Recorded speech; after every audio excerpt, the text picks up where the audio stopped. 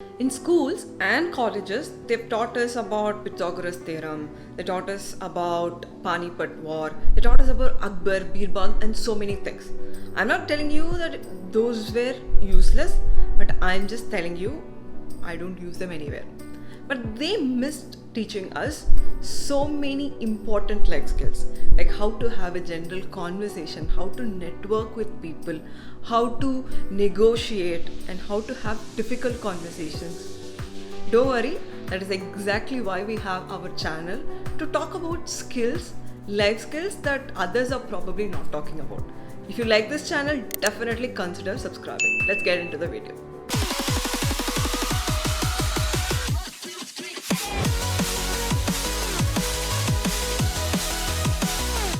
Do you know why we all hate difficult conversation? It's because of 5 different reasons. One is you deny the fact there is even a conflict. Number 2, you fear there might be some outcome that might be against you. The reason number 3, you're sure the other person is never going to change even if you're going to have the conversation.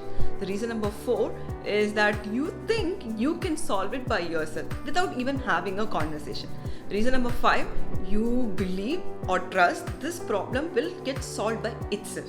So acknowledge these 5 and come to a mindset and mindset shift that you should have a difficult conversation now. Step number 1, keep your emotions in place.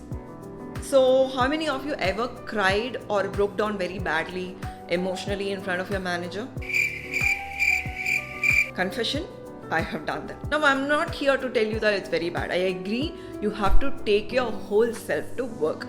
But I'm just telling you it's unhelpful because it's not doing good for both you and the other person. Because when you are emotionally drained, stressed, or seeing a threat, your mind will think about short-term results. Your mind will think about selfishness. Your decision is not going to be right. It is going to be rather emotional than being rational. So think through all the outcomes that might happen after this conversation. Go through all of it separately. Think about all good, bad, ugly conversations it might turn out into. Then your mind is prepared to face the difficult conversation. Starting is very important in a difficult conversation. Never ever start a difficult conversation saying you did a mistake and that's super stupid. Then immediately they will go into a defending mode and you will not get the outcome of the whole conversation. Always start with acknowledging your problem or acknowledging the ecosystem or the issues that's going on. Let's say you are asking for a pay hike now during this COVID. Acknowledge the fact that the system is not in place and the situation is not in place, but still I think I need a hike because of these so and so reasons.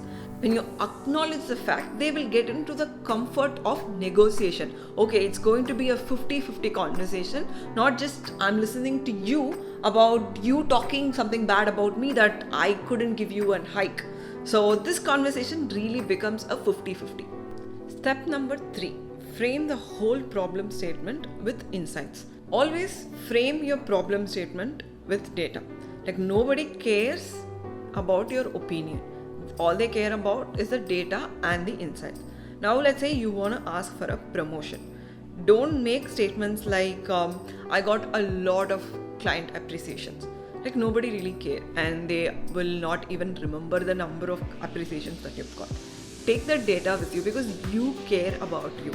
Tell them on a particular date how many appreciations that you've got, in the whole year how many appreciations that you've got, and how is your input to the company is directly attached to the KPI of the company. Show these data so you will have a weightage and a strong point that why someone should listen to your points. In every difficult conversation, there is something called villain versus a victim approach. A manager usually tells you that I tried everything that was possible, but I couldn't get you a promotion. I showed all your accomplishments to my boss, but still I couldn't get a promotion. In this case, the manager is taking a victim approach. In the other route, if they are telling you that I've given all the inputs to you, you couldn't perform, you couldn't do so and so things, then they are probably taking a villain approach.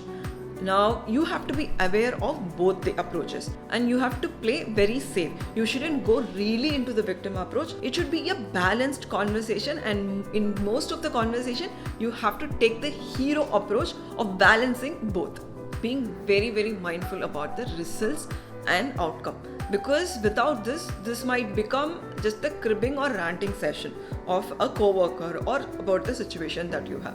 Let's say you have to complain about a coworker who is probably not performing up to the mark, and because of which your work is also getting affected. Now you have to also go with a solution. How about we put that person in a program, performance program, or how about we tell her or give her or him a feedback? How about we move them to a different group, or lay out the probable outcomes in front of your manager or front of the other person and let them choose. Make sure all these options are in a balanced situation that gives a win-win situation for you, the other person, and probably the person that you're talking about.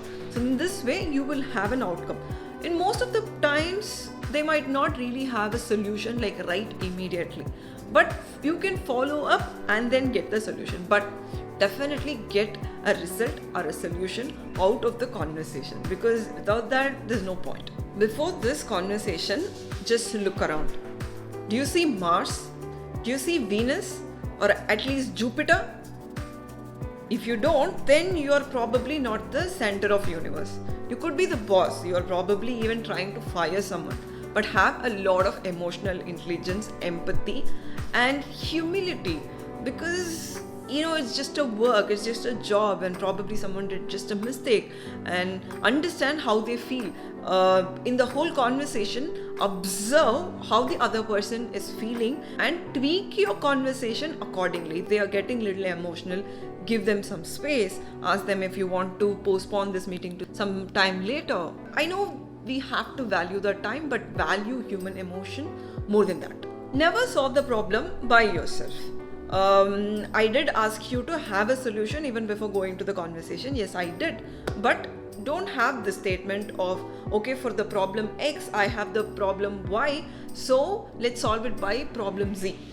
If you lay out in front of them this way, they will have no control over the whole problem. Okay, you solved it all by yourself.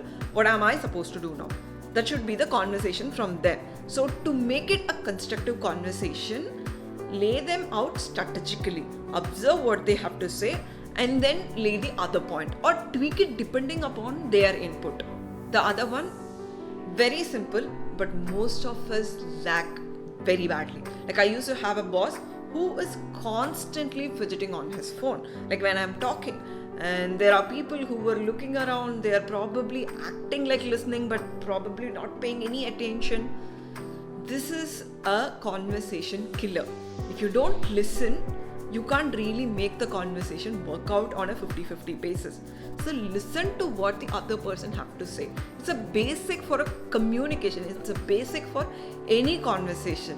So know and try to understand, be curious about what the other person have to say. Yes, you have to be empathetic. Yes, you have to be nice, but don't sugarcoat the conversation too much. Like, some people are so nice, so sweet, that they sugarcoat the conversation like, oh nice, I really like you, but still I want this. Then the conversation really give you diabetics. You become a sugar patient types. Like, that is not required, because that's also signaling the other person that you are having some unfair expectation. So have the conversation real, like really authentic. I know it's a difficult conversation, acknowledge that point. I know it's going to be very hard on both of us, acknowledge that as well.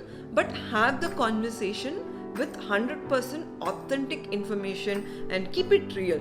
So both the people are comfortable about the conversation and the outcome is fruitful for both.